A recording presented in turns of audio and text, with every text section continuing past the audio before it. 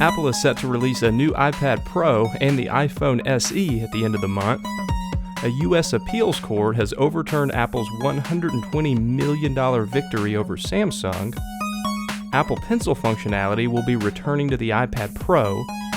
The iPhone 7 is expected to deliver LTE speeds twice as fast as the iPhone 6S.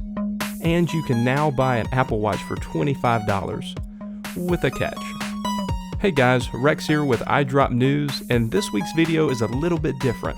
I am rounding up this week's top stories inside the world of Apple. So let's dig in.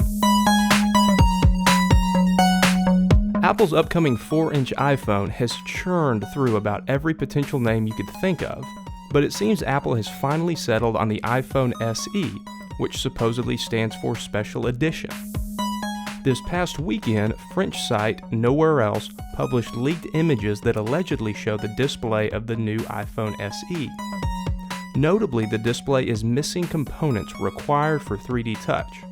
While this is a little bit disappointing, Apple is still expected to include other major features in the iPhone SE, such as an upgraded camera with support for live photos, Touch ID, and Apple Pay. For users who are still using an iPhone 5S, the iPhone SE will be a major upgrade. The iPhone SE will likely be announced alongside a new 9.7-inch iPad and several new Apple Watch bands at an event slated for March 21st. Rumor has it that Apple will drop the Air branding from its iPad line, and the new device will be a smaller iPad Pro with its own smart keyboard accessory and support for the Apple Pencil. The Apple Watch 2 is supposedly in the works, but don't expect to see it at the March event. Instead, it looks like Apple will release new watch bands and possibly new watch faces from other major watch manufacturers. It seems like Apple and Samsung are destined to continue their legal battles for forever.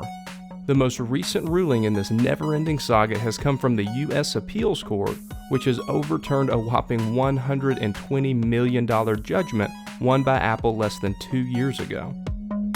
The court found that Samsung did not infringe on certain Apple patents, and unlike almost every other, this decision will undoubtedly be appealed.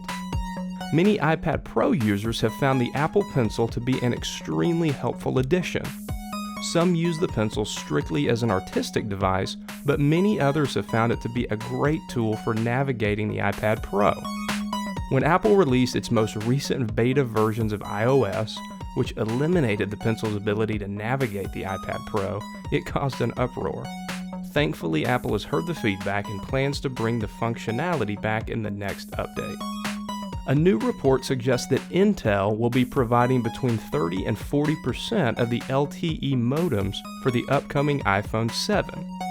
The XMM7360 LTE modem being considered by Apple delivers LTE data speeds up to twice as fast as Apple's current LTE chips from Qualcomm. The change will be a big hit to Qualcomm, as you can imagine, but it's a big win for Intel, who Apple is also expected to use to manufacture their future A-series processors, a task currently handled by Samsung and Taiwanese company TSMC. I'm sure getting a job with the Wall Street Journal is tough, but if you manage to, you could also get an Apple Watch for only $25. The Journal, along with some other big companies, are offering the deal through a health services group in an attempt to incentivize good health and spur workers to be more active. But there is a catch. If employees don't meet their fitness goals over a 2-year period, they have to pay the full price of the Apple Watch. The move actually makes sense for the employers, who will receive insurance premium discounts for employees who reach their fitness goals. It's a clever idea, and I wouldn't be surprised to see similar programs pop up elsewhere. Well, alright guys, that's it for this week. Let us know in the comments if you like this style of video, and we will certainly do more. As always, keep it locked right here to iDrop News, and I will catch you guys in the next one. Later.